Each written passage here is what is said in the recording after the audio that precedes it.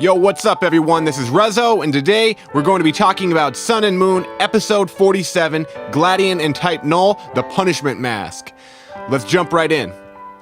The episode starts out with Lillie writing in her diary again, recapping the events of the last episode. I like the way that they're doing these recaps. I like the atmosphere. I hope that this leads to longer story arcs ultimately.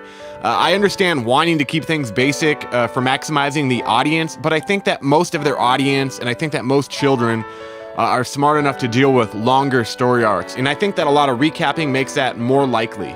After the recap, we immediately jump into Ash bathing Pikachu and Lycanroc in the most adorable scene with Pikachu in a long time, and the most adorable Lycanroc scene so far. Here we get some shenanigans and a tender moment between Ash and Lycanroc, but before that, Litten gets the bathwater all over Lycanroc, screwing up his mane, and this shows us the first appearance of Lycanroc going into a sort of rage mode, but more on that later. As Ash gives Lycanroc another bath, Rotom-Dex wonders why getting dirty angered Lycanroc so much, to which Ash avers that Lycanroc takes pride in his mane, and then we get that tender moment that I talked about earlier, where Ash tells Lycanroc that he's proud of his evolved form, he thinks he looks cool and all of that. Which Lycanroc is very happy to hear, and he starts rubbing his rocks all over Ash, where are these rocks? I don't see these rocks, it's kind of weird. This ends with Ash saying that he can't wait to show Lycanroc to Gladian, who he bets will be very surprised. And guess what happens? Well, suddenly, Nebby decides to teleport Ash. You know, that's how teleport works with Nebby. Whatever you're thinking of, or whoever you're thinking of, Nebby will bring you there. And this brings Ash, Lycanroc, Pikachu, and Nebby all to Gladian, who is training with Type Null. And they land on a group of Pinsir who Gladian and Type Null just chase off. When Gladian and Ash come face to face, Ash sees Type Null, who Gladian was of course trying to hide. Type Null nearly goes after Nebby, but Gladian calms it down, but proceeds to get angry over Nebby himself, who he believes to be an Ultra Beast. Ash explains why he is there, and he shows Lycanroc to Gladian. At this point, Gladian is very skeptical of Ash, and this leads to a great quote-unquote interrogation scene later on. From here, we move to Ash and Gladian still talking, but this time they're on top of a hill. Here, Ash asserts that Lillie was the one who named Nebby, and we finally get Lillie's reason for not touching Pokemon. Essentially, she was abducted by a Nihilego, whatever you want to call it. It's the big jizz blob Ultra Beast. That's what I call it. That's what I call it before it had the name in the game. And of course, she just repressed the memory. Whatever the Nihilego was doing, we don't get that much information on it. It just kind of grabbed her, abducted her, and was taking her away. Personally, I think that this is a fine explanation for Lillie's fear of touching Pokemon. It's something that Lillie will definitely have to confront and grow from later on in the show, so you couldn't ask for much better. And like I said, I think keeping it vague makes it better, because they could add to it, like add to what it was trying to do. Maybe it was trying to do something good. Maybe, you know, we don't know. We'll have to find out. Anyway, speaking of development, we learn that Gladian became a powerful trainer in order to help protect Lillie.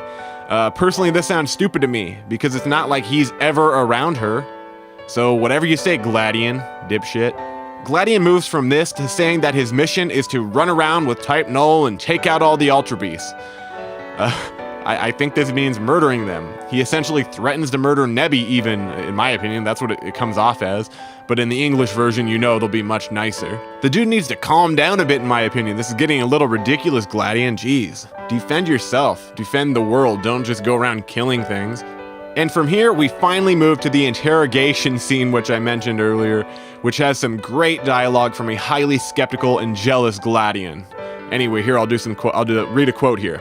Gladian goes, "What are you?" To which Ash replies, "What? I'm a trainer from Pallet Town." And Gladian just interrupts, saying, "Why did Solgaleo and Lunala entrust you with an Ultra Beast? Why did my mother accept you? Why did she think that you would make the Ultra Beast not dangerous? What was her reason? And there's more.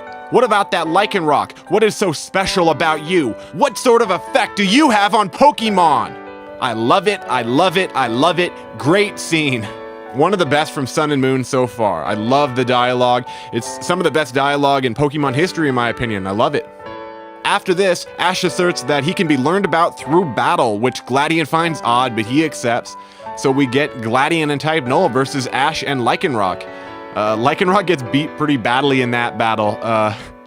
It's no secret that Ash just can't beat a rival like Gladion this early.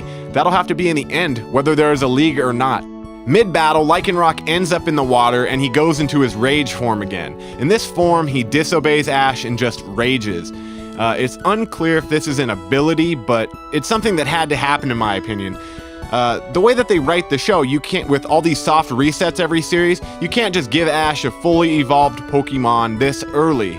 Ash has to go through trials to earn it. In other words, he doesn't have that fully powered, fully evolved Lycanroc. He has to get it, he has to obtain it. At the end of the episode, Gladian finds common ground with Ash by comparing Ash's troubles with Lycanroc to his own troubles with Type Null. After that, the two go their separate ways and Ash kind of finds himself stuck as Nebby is sleeping.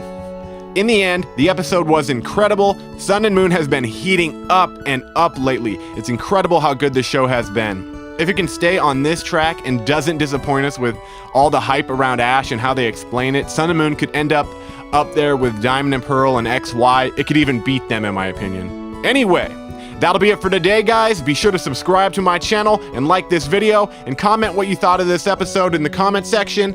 My Facebook and Twitter URLs are in the description. Peace out, Dope Cats.